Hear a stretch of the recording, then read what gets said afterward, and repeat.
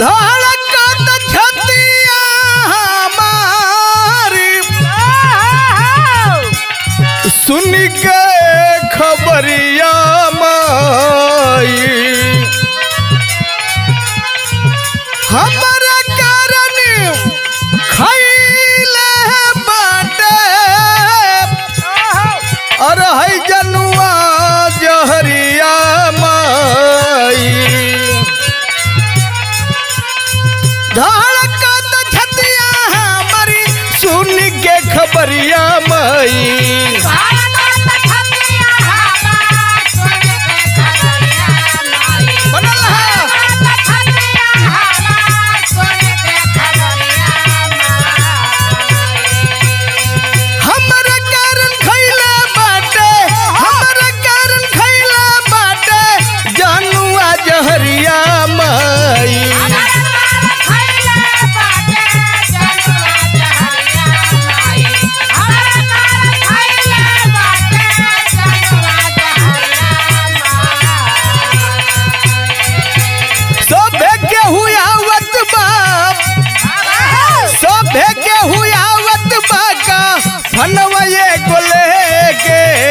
जाए दे नमाई रे मुअल के मुहवा देखे जाए दे नमाई रे मुअल के मुहवा देखे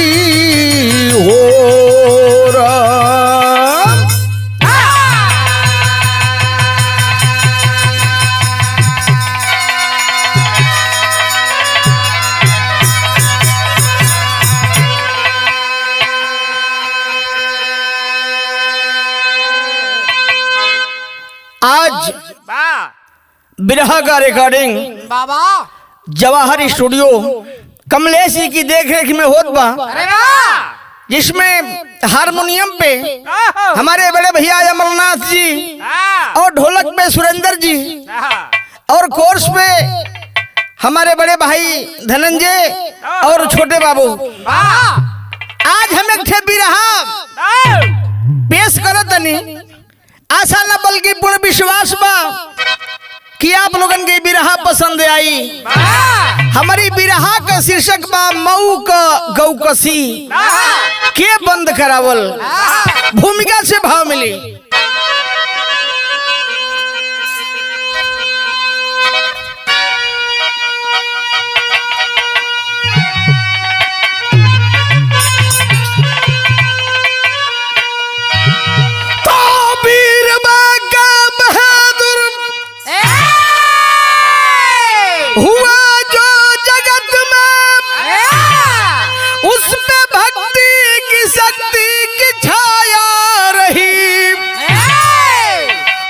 समर भूमि में यरी को विस्मित करे, अस्त्र शस्त्रों पे गुरुवर की काया रही।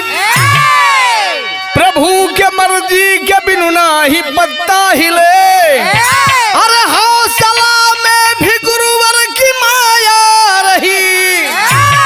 अरे गीत गाजीपुरी राधेश्वर में कहे, नाथ बाबा के सर पे जो साया रही।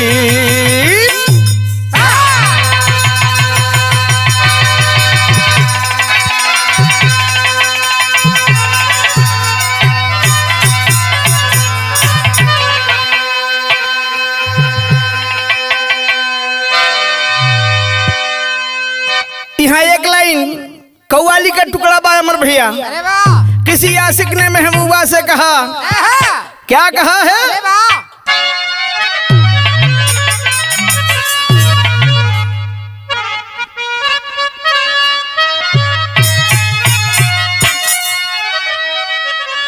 आय है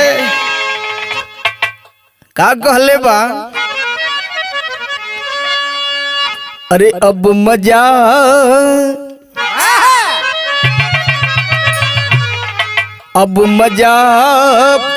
नहीं आता,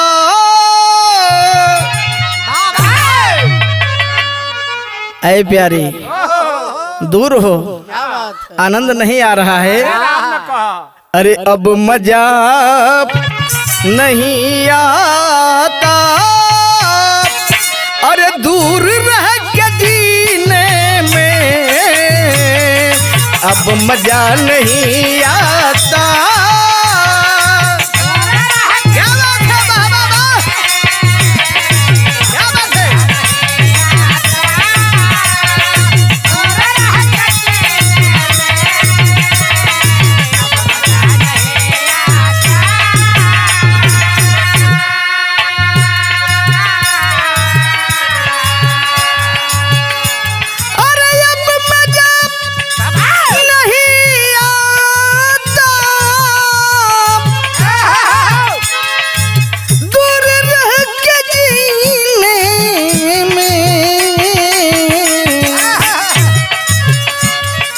ऐ नबी,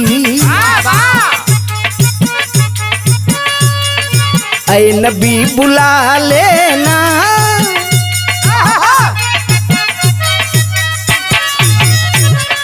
ऐ नबी बुला लेना, अरे मुझको भी मदीने में।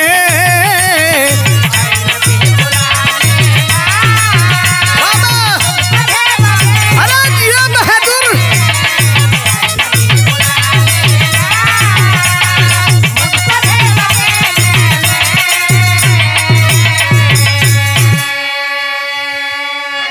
कवि जी बड़ी सुंदर भाव विरहा में देहलन। जो भी इंसान संत या फकीर के पास जाता है, सच्चे दिल से जाता है, उसकी जिंदगी संवर जाती है। कवि जी ने भाव दिया है,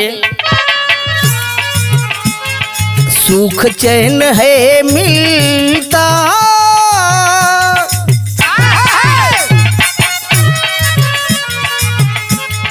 सुख चैन है मिलता, संत या फकीरों से सुख चैन है मिलता, संत या फकीरों। बाबा बाबा, सुख चैन है मिलता, संत या फकीरों से।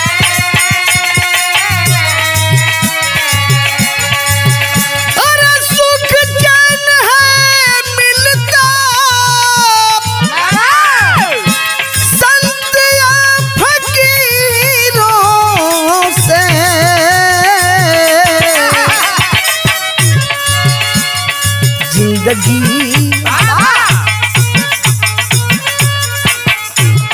जिंदगी संवर जाती,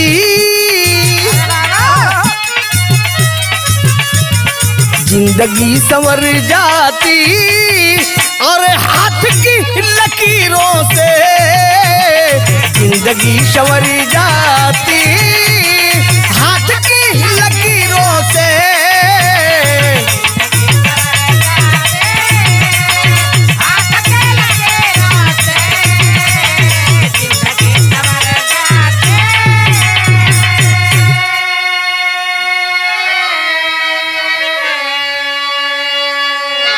घटना कहाँ कब कर यहवे से बिरहा का शुरुआत भइल नजब के लाइन से।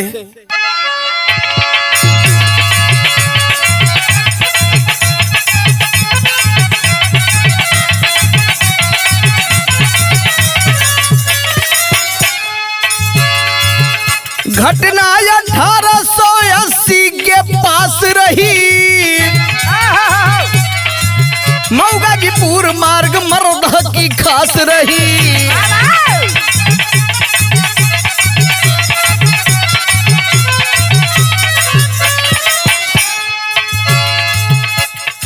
नदी एक बहती जिसको भैंस ही का नाम मिला, नदी एक बहती जिसको भैंस ही का नाम मिला, निकटवर्ती गांवों के लोगों का मुस्कान मिला।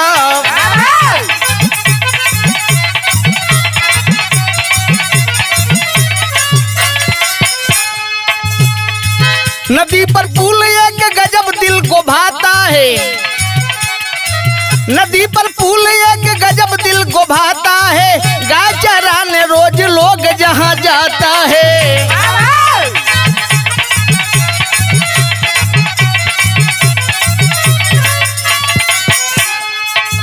रेलिंग पे बैठ लोग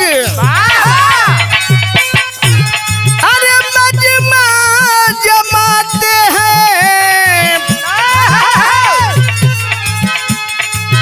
गप्पे लड़ाते गाय भैंस को चराते हैं। ए पंचो ई घटना मऊ कबा, मऊ से दुई ठे कसाई भैंस खरीदे खातिर गाजीपुर जिला में पहुंचलन है। आ भैंस खरीद के लेके चलन है। आ जब भैंस लेके चलन तो उस समय यहाँ कभी जी गीत दिहलन।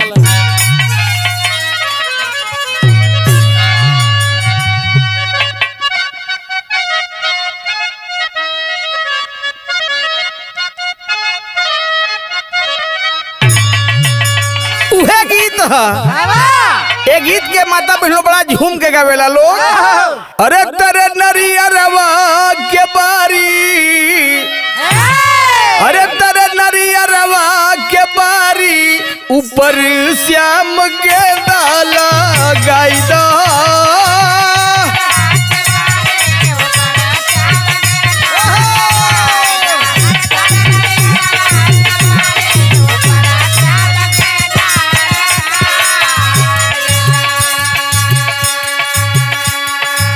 वो दोनों कसाई भैंस कीन के चलन है। आ चलन कैसे चलन है? एक दिन अइले कसाई, एक दिन अइले कसाई, भैंस संग गइले धराई।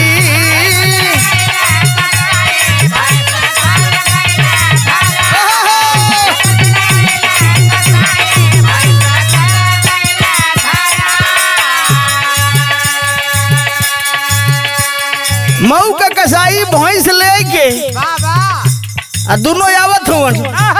यही जहाँ भैंस ही नदी बा वहाँ चरवाह लोग इकट्ठा होके भैंस चरावत रहलन, मजा लेत रहलन। कसैयन के देखलन बोली बोल रहलन, कहले ह ठाकुर गाय हई हमरो माता,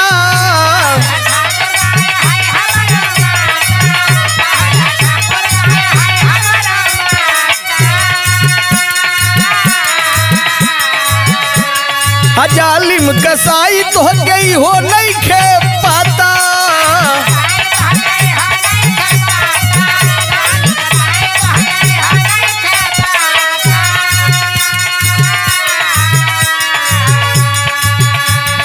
हंसले कसाई ठठाई, अरे हंसले कसाई ठठाई, भैंस संग गइले घेराई।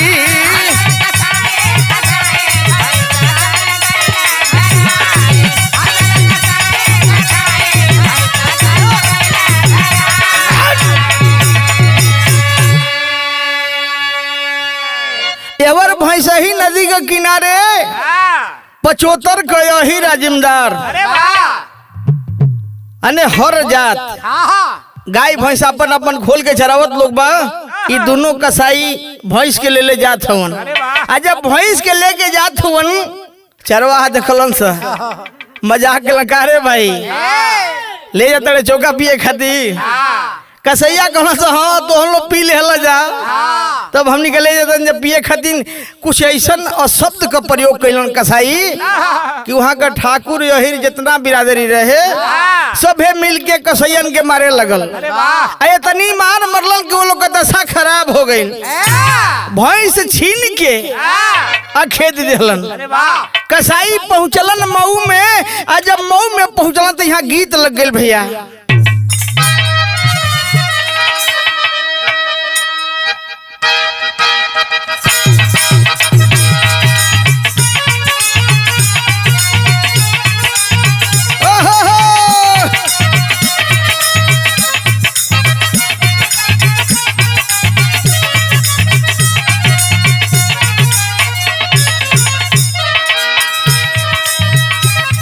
अमर भैया कोनो मन चला किस्म का लड़का वो एकदम मन टाठ धनंजय नियर रहल। वो लड़का साइकिल पर सवार होके जात बा। कोनो बूढ़ आदमी अपनी पतोहू के विदा करौले लेके जात हुवन। वो लड़का जब देखलस बुढ़ऊ का पतोही के कल क्या माल है, एक बार ताक दे तू ना तो हम मर जेती। बुढ़वा कलश के रे बेटी तनी सारे की ओर ताक तो अगर ना मुएला तेकरा में हम गोजिया डाल के मुआ दे। उस समय लइकवा कहले का रहल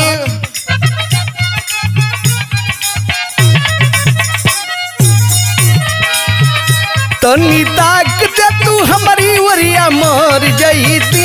हाँ हाँ मर जईती बिना गंगा में नहैले हम तर जईती। तनी ताक दे तू हमारी वरिया मर जईती।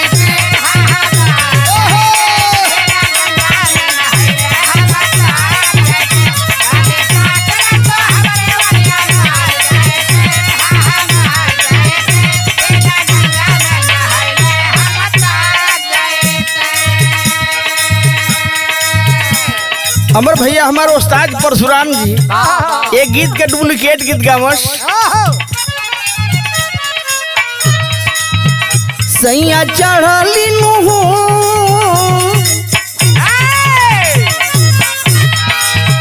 सैया चढ़ली जवानी में जियान करेला हो जियान करेला। रोज से जिया पशु तले बिहान करेला। सैया चढ़ली जवानी में जियान करेला हो जियान करेला। रोज से जिया पशु तले बिहान करेला।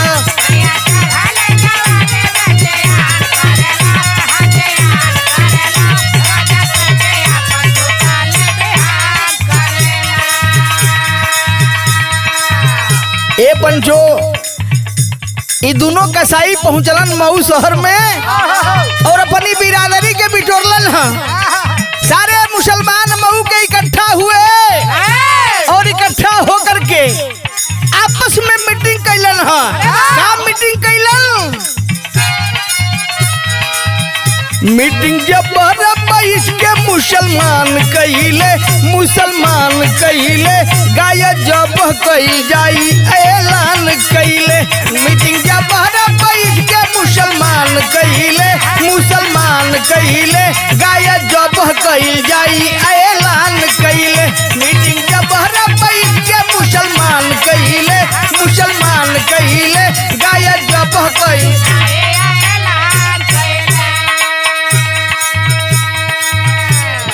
में बैठ के मऊ के मुसलमान बात कैलन है। अगर ऐसे करी लोग हिंदू भाई लोग तो धंधा हमनी का कैसे चली? आपस में मीटिंग कई के का कैल है लोग? अरे दम जे कर बाटे रोको माई का लाल हो। मीटिंग में ऐलान कैलन कि करिया गाय फलाना तारीख के मऊ चौराहा पर काटल जाई। जेकरा हिंदू में पावर होखे जेकर माई दूध पियोले होखे तो या के रोक ले। ई खबरिया 75 के लोगन के हैं पहुंचल अरे दम जे कर बाटे रोको माई का लाल हो मऊ चौराहा पर होई हलाल हो मऊ चौराहा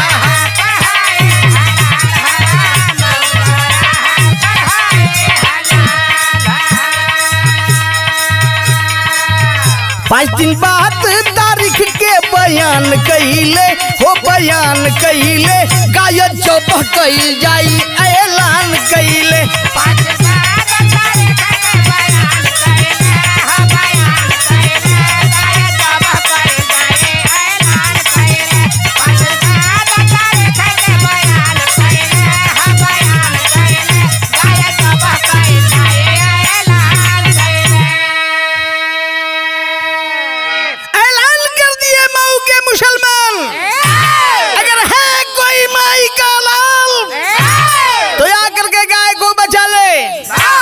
सूचना 75 के लोगों के पास पहुंची आग बबूला हो गए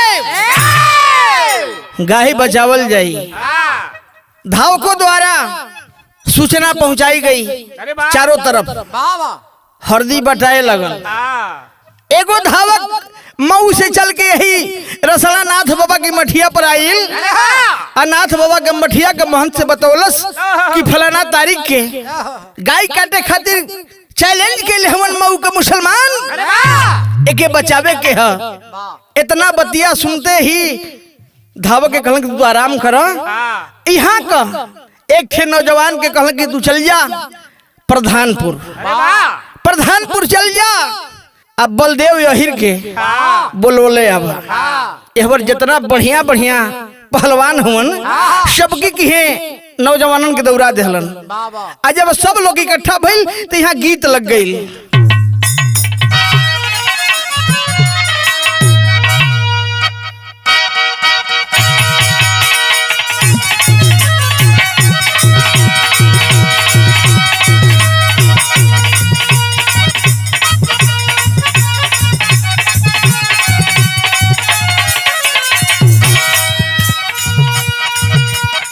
एगो मेहरारू अपना मर्द से कहलस का हो तोहके दोनों बेरा अनार का जूस लेके पियाइला मौसमी का जूस देला एक दर्जन केरा खा घले लो तब तोहार शरीर नहीं धरत आखिर में का बात बा मर्दा मेहरारूआ से कहत बा का गलत जैसे गलतारू ऐसे जैसे सरसों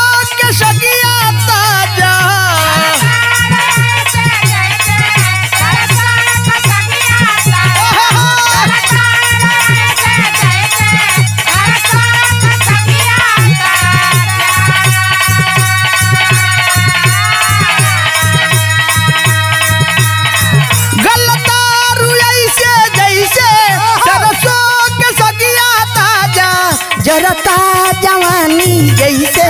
जरता जवानी जैसे पुअरा के अगिया ये राजा जरता जवानी जैसे पुअरा के अगिया ये राजा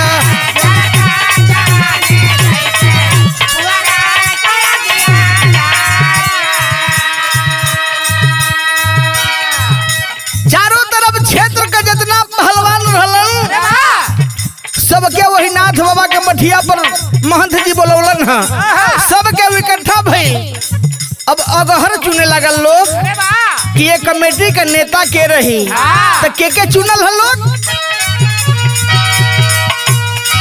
नेता चुनाई गईले विष्णु सिंह जवनवा रामा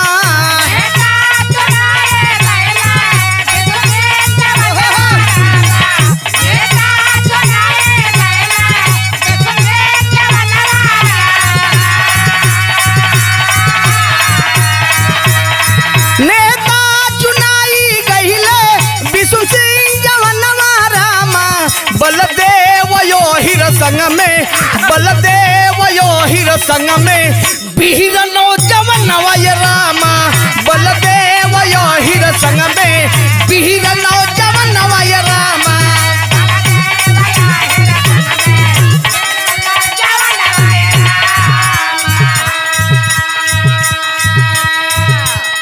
नेता चुनल गए बलदेव सिंह आ उप नेता बलदेव हिर के चुनल गए कि ये लोग की नेतृत्व में लड़ाई करे के बाद आ वही नाथ बाबा के स्थान पर जितने जवान थे लगभग 200-250 जवान वही नाथ बाबा की मंदिर में माथा टेक के कसम खाइल लोग कि हे नाथ बाबा अगर गाय के बचा के लेके आवे के अगर गाय बचा लेवे के तो के लेके यही मठ पर आवे के अइला की बात का कहल जाई।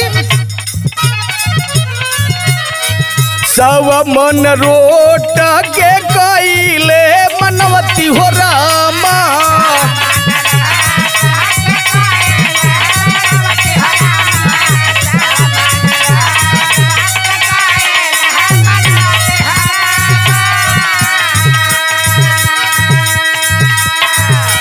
गौ मतलिया वल जाई कोसी के कसवटी हो रामा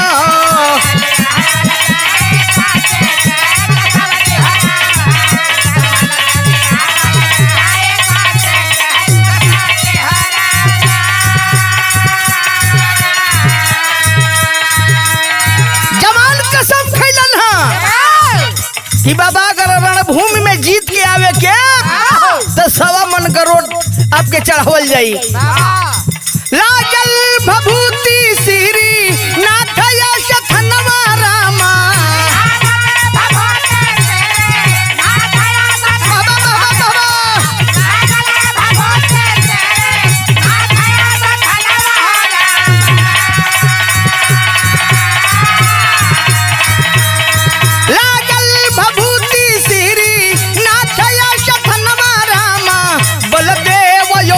संग में बलदेव हिर संग में बीर नौजवन वय रामा बलदेव हिर संग में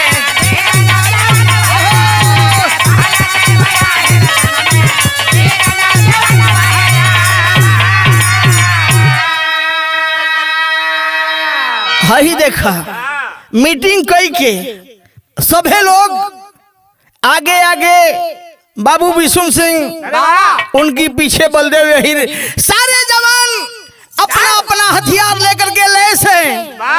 जेमे बलदेव हिर के बतावल गई कि बलदेव हिर भाला फेंके में महारत हासिल कर रहलन। चलल लोग आ जब चलल लोग तो जयकारा लगावल लोग बलदेव हिर बोलन है कैसे बला बला नाथ बाबा की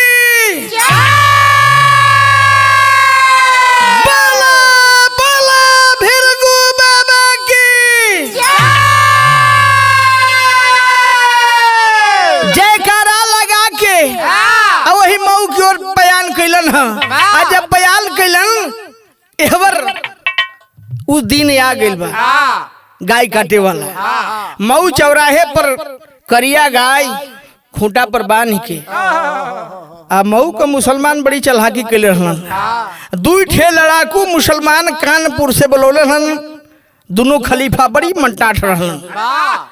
एहवर 75 का लोग पहले में पहुंच के आ गाय बचावे खातिर के लड़ाई शुरू कैले हन। आ जब लड़ाई शुरू कलन तो कब्जी टेरी के लाइन दिहलन।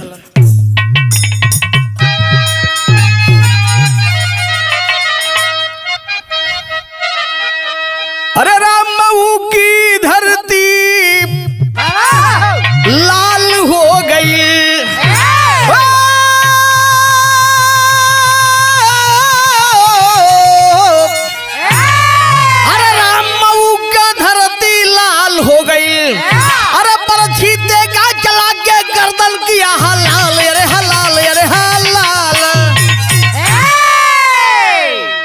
बरछी तेगा चला के गर्दन किया हलाल मऊ का धरती लाल हो गई।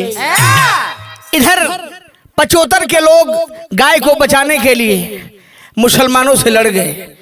आपस में बरछी भाला तलवार चले लगल। कितने जना का गर्दन कट गई, कितने जना का बाह कटा गई। लड़ाई चलत बा। जब लड़ाई चालू भले बाबू तो उस समय कभी यहाँ गीत दे दे हलन।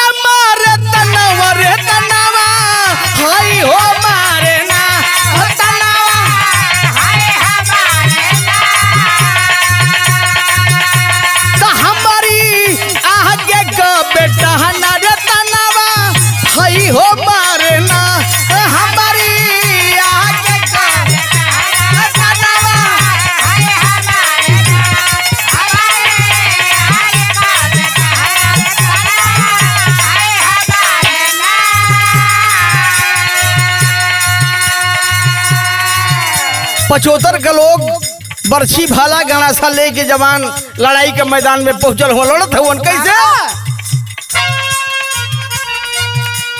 अरे लेके बरछी भाला पहुंचा,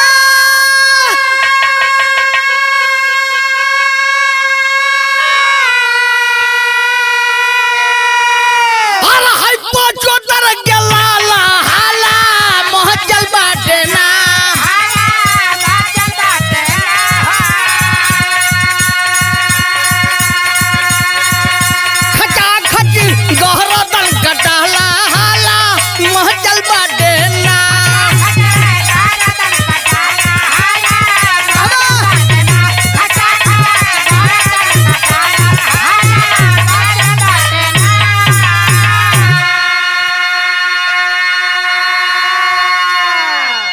दोनों तरफ से लाठी भाला तलवार चलत बा। लोगों की गर्दन कट रही है। अब मऊ का मुसलमान सुचलन से अब ना आट पावे के तब कैलन है का? अरे भरी के बारूद लेके आइले मुसलमान हो। अब मऊ चौराहा बने लागल शमशान हो। मऊ चौराहा बने लागल शमशान हो।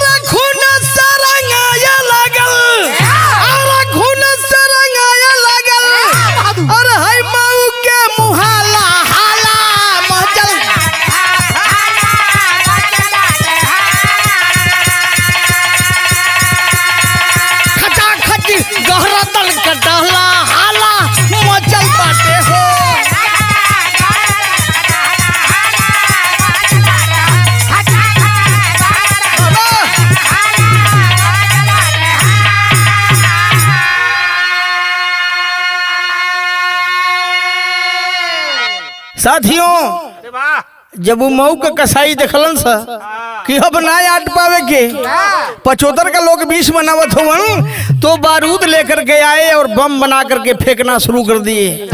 आज जब बम फेंके लगलन तब पचोतर का लोगन का पैर उखड़ गए। आज जब पैर उखड़ल लोग पीछे हटे लगलन। अब पचोतर की ओर भागे का तैयारी करत हुवन। तब तक बाबू बिशुन सिंह और बलदेव यहीर नाथ बाबा की जय, नाथ बाबा की जय करते जब वही मऊ शहर में ढुकल लोग अब आज पहुंचल पचोतर का लोगन की कान में कल अब नाथ नगरी आ गई बा। कुछ दम मिलल भाग के बाबू बिशुन सिंह के यहाँ पहुंचल लोग। अब पहुंच के इकट्ठा भइल लोग सब लोग और बिशुन सिंह कहन की लड़ाई ऐसे ना होई, लड़ाई में नीत लगावे के पड़ी। तब पचोतर वाला लोग तो आप लोग दक्षिण साइड चल जा लो। आज जो हमारी गोल का लोग बा एमे 2 भाग हो जाल जा। एक भाग पूरब दिशा में रह जाओ, एक भाग चल जाओ उत्तर दिशा में। आज जब एक के बेर धावा बोलल जाई तब जाके लड़ाई जीतल जाई। ठीक नेतृत्व कई के आ सबके दिशा में बांट देहलन। अब बांट देहलन तो उस समय कवि जी गीत बदल देहलन।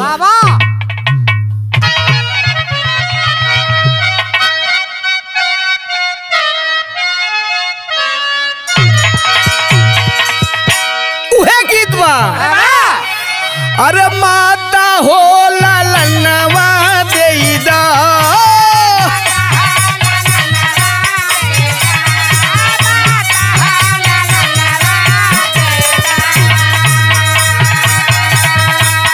बहिना हो बिरनवा देईदा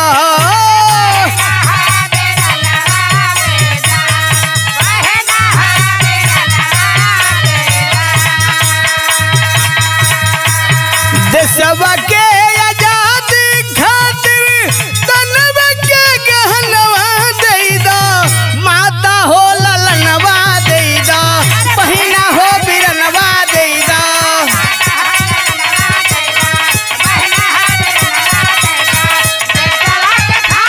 तनवा के गहनवा देईदा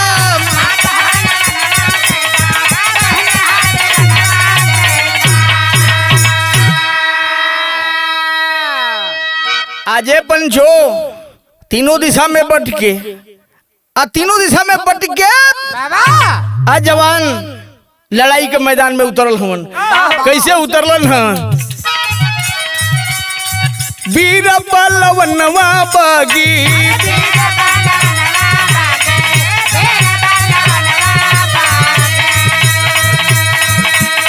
लखनेश्वर जवनवा बागी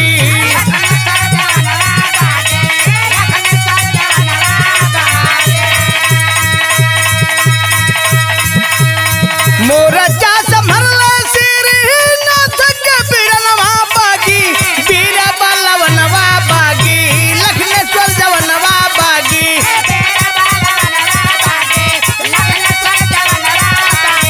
मोरचा संभरले श्रीनाथ के बिरनवा बागी वीर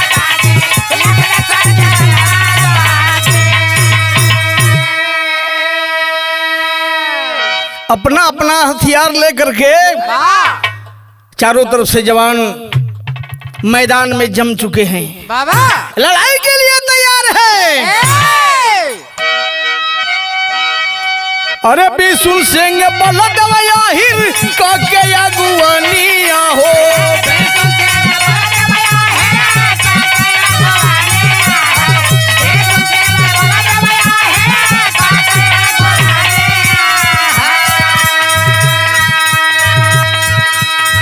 चारों ओर से घेरले बागी वीर सयलनिया हो चारों ओर से घेरले बागी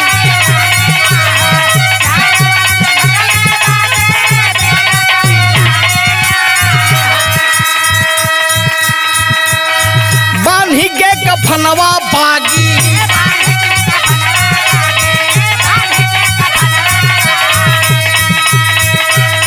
कैले हा भिड़नवा बागी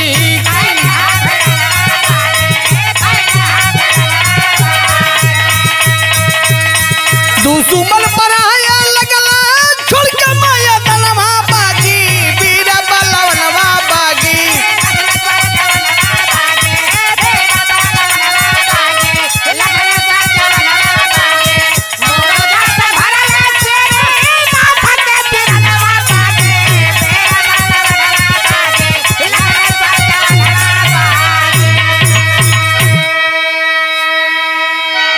चारों तरफ से तीनों दिशा से जवान घेर लिए।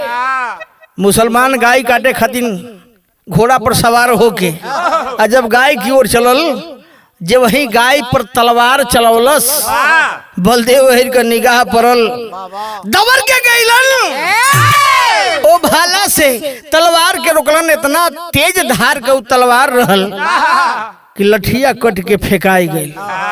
हाथ में लबदा जैसे बचल बलदेव हिरू लाठी के फेंक के चदरा ले रहलन। वो चदरा के हाथ में लपेटलन। फिर मुसलमान दूसरका वार कैलस गाय के ऊपर। जब वही तलवार चलौलस बलदेव हिर तलवार पकड़लन चदरा काटत हाथ फरलस। लगी बाहरे बलदेव तलवार छोड़लन ना वही तलवार के खींच के इतना जम के वार कैलन कि जौन कानपुर के खलीफा रहल सर अलग धड़ दो दिशा में फेंकैलन खून सवार हो गया। तलवार उठा के जब हाथ जब काटे चालू कैलन तो नया बूढ़ जवान लड़का के होके छोड़स ना जेही सामने मिले ओकर धड़ अलग असर अलग चालू हो गई तो कभी जी हाँ अलग लाइन दिलन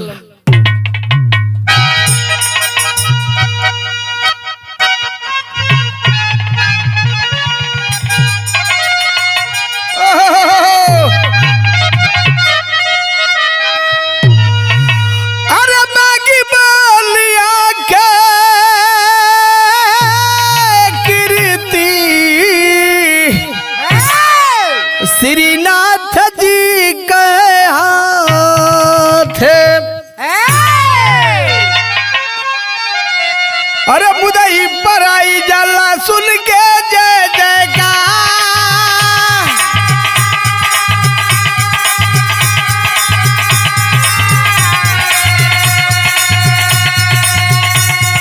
मुदई पर आई जाला सुन के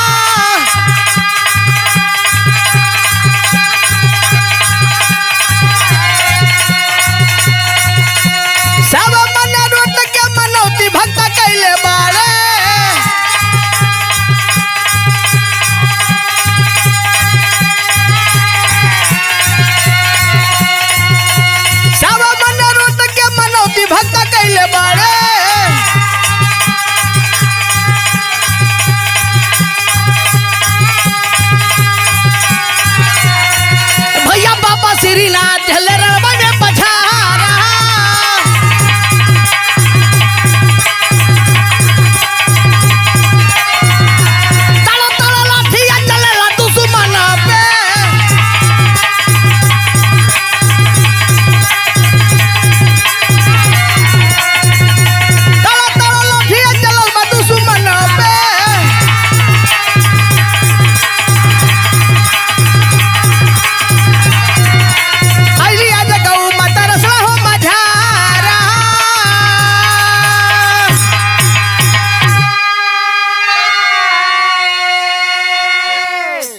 साथियों सारे मुसलमान तो भाग गए।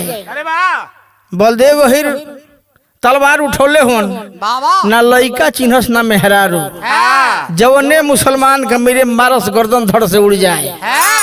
बाल की सुन से कहला कि बलदेव तनी लइकन के बचा द कहला ना गुरु ए बेरा एक कहू सरवन के छोड़ब ना ई गाही काटत न सा। आज बाबू एक कानपुर का खलीफा दोनों हाथ में तलवार लेकर के ढाल को सर पे बांधा है और चौमुखी लड़ाई लड़ रहा है घूम करके। सबके अकेले उपछाड़ दे। बलदेव कहला के रे भाई अब कवन बचल बा निगाह पड़ी बलदेव यहिर का। अरे अरे अरे तो कानपुर वाला खलीफा है सर पे ढाल बांधा है दोनों हाथ में तलवार लेकर के और चौमुखी लड़ाई वो खलीफा लड़त हो। बलदेव यहिर का निगाह पड़ल एगो जवान गणासा ले रहल गणासा के हाथ में लेहलन। अब पहुंचलन खलीफा के लगे और खलीफा लड़ते लड़ते एक नाला था छोटा सा नाला वही नाला पर वो फसल दोनों पैर दू भाग भइल। बलदेव यहिर मौका पौलन हाँ इतनी जम के प्रहार कैलन वही गणासा से सर पर कि ढाल के कटते कानपुर वाला खलीफा दुई भाग में हो गई। आज जब दुई भाग में भइल त जितना मऊ का मुसलमान लड़े खातिर रहलन अब कहलन अब बटले के बा सब लोग भाग के अपना अपना घर में गई लुकाए गई। तब वो बलदेव यहिर कवारी तूर के खींच खींच के काटे लगलन। बड़ा मनौला की बात में मल्लन अलन हाँ गाय के लगे आ गाय के लगे आके आ फिर जयकारा लगौलन हाँ। कैसे लगौलन हाँ बोला बोला नाथ बाबा की बोला बोला भिरगु बाबा की 75 का लोग गाय के लगे इलन बाबू विष्णु से कहलन कि देखा हमन का कसम खा के आइले हैं जा कि अगर जीत जाए के लड़ाई तो हे नाथ बाबा गाय के आप खेले के आवल जाई अगर आप लोगन के कोनो इतराज ना होखे तब 75 के लोग कि नहीं बाबू आप लेके जाई गाय के अगर नाथ बाबा का आदेश बा तो लेके जाई गाय के लेके तो आ गइलन वही मऊ से चलल लोग इंदारा होते पहसा इंदारा हल्दरपुर रतनपुरा बीच में जितना मुसलमानों के गांव मिले तो केहू का खपड़ा पीट के उजाड़ दे लो केहू का मड़ई ढाई दे लो जहाँ तहाँ जयकारा सुन के लोग स्वागत में केहू रस पियावे केहू पानी पियावे बड़ा स्वागत भइल गाय के ले जब आई लोग यही नाथ बाबा की है तो आई लोग नाथ बाबा की शरण में गाय दिया गई वही जब 1.25 मन रोट का पूजा चढ़ावल गई वही जैसे लाठी का पूजा शुरू भइल जो हर 5वां साल जैसे रसना नाथ बाबा की हुई असो तो अगली साल नागपुरा हुई तो 3 साल नागपुर हुई ऐसे ऐसे 5 जगह मंदिर है 5 जगह ये पूजा रोट वाला चालू भइल जब चालू भइल शासन ब्रिटिश का रहल ब्रिटिश के शासन में एसपीडीएम कलेक्टर आए मऊ में आखिरकार हजारों की संख्या में लोगों को काटा है एक कौन आदमी है मऊ का मुसलमान बतावल लोग कि साहब अभी पता ना हो कहाँ का लेकिन जेके मारत रहुए ओके नाथ बाबा की जय बोलत रहुए जब मारता हूँ तो बोला नाथ बाबा की जय अब एसपी साहब बोले कि आखिरकार नाथ बाबा की जय कहाँ बोला जाता है पता लगाते लगाते पता लगा कि नहीं रसना में नाथ बाबा की जय बोला जाता है प्रशासन रसना कोतवाली पे आई और पता लगाने लगे आखिरकार यह कौन सा व्यक्ति हो सकता है जो हजारों की संख्या में लोगों को काटा है वहाँ बलदेव यही के एक दुश्मन रहलन यही नागपुर का नागपुर डेहरी का जिनका नाम रहे नागा सिंह से दुश्मनी रहल नागा सिंह कहलन कि ओहो एसपी साहब हम बताएंगे कौन व्यक्ति इतने लोगों को मार सकता है अगर ये धरती पर क्यों को मर्द बा तो के हम जानत नहीं एसपी साहब पूछे कि बताओ कल साहब बलदेवा के छोड़ के दूसर क्यों हो ही ना सकेला कहाँ का बलदेव है साहब प्रधानपुर का गाड़ी चल पड़ी प्रधानपुर के लिए प्रधानपुर गलन बलदेव नीम की पेड़ के नीचे बड़ी प्रेम से चौकी पर सुतल बनन मुसलमान बतौले रहलन सा कि साहब उसका हाथ कटा है तो आज तक कुल मलहम पट्टी डॉक्टरी वाला व्यवस्था बा पहले आदमी राखी बांध के कपड़ा से बांध दे गोबर छाप दे वैसे बलदेव यही अपन हाथ पर राखी या नारियल का तेल मिलाई के हाथ बंधले हुए चौकी पर सुतल होने एसपी साहब देखे मोहित हो गए भगवान ने गजब का शरीर दिया है इस जवान को बलदेव के उठला उठो जब बलदेव उठला ने धनंजय तो जो 2-4 को सिपाही लगे खड़ा रहलन सा जब वही उठलन सिपहिया भाग के पाछा रे बाप रे बाप इधर रावण की तरफ अरे भाई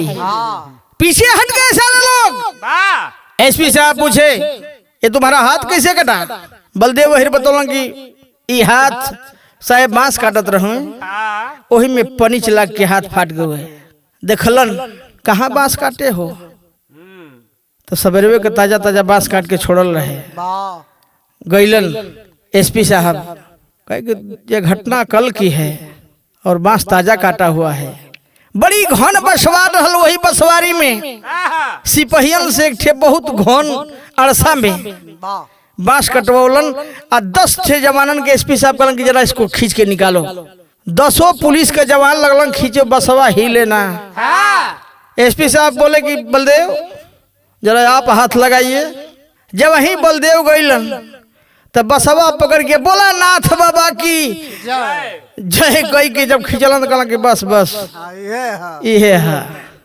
खैर हिंदू धर्म के लिए तुम बहुत अच्छा काम किए हो, एक शर्त पे तुमको छोड़ूंगा। 12 गो पाकल ईटा मंगौलन, एकदम राट ईटा। कहला इसको दबा के फोड़ दोगे एक ही बार में, छोड़ देंगे। 6 गो ईटा दोनों बगल लगाई के अब बलदेव एक ही बार दबलन बस चड़ाक से फूट गई। कहला कि जाओ आबाद हो, केस बंद हो गई कि कोई मिला ही नहीं। तो उस समय कवि जी खड़ी कलाइन दिहलन, अरे खेलल खून की होली बोली बंद हो गई, तकर के बिलखैरी की टोली बोली बंद हो गई।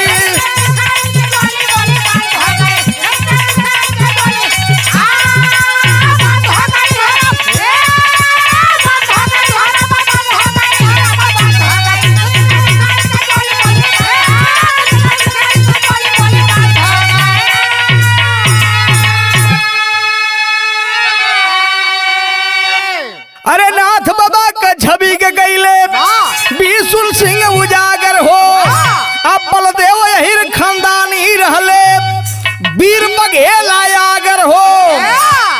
अरे भरल में झोली बोली बंद हो गई, तकर के बिलखैरी के टोली बोली बंद हो गई।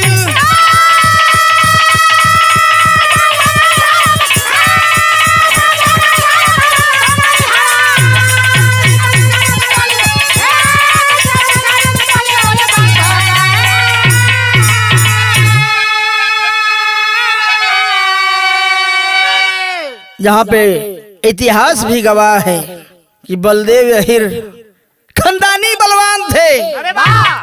उनकर 3 गो लड़का रहलन, तीनों का तीनों बलवान। खाकी यादव का 2 लड़का काशी और निर्मल। तो काशी का 2 गो लड़का कमला पहलवान और मार्कंडे यादव, और कमला पहलवान का 2 ठे लड़का रणवीर पहलवान और रामनयन यादव। यहाँ तक ले पहलवानी चलते चलत आई, यही से हमारे बिरहे का अंत हुआ तो कहना पड़ा।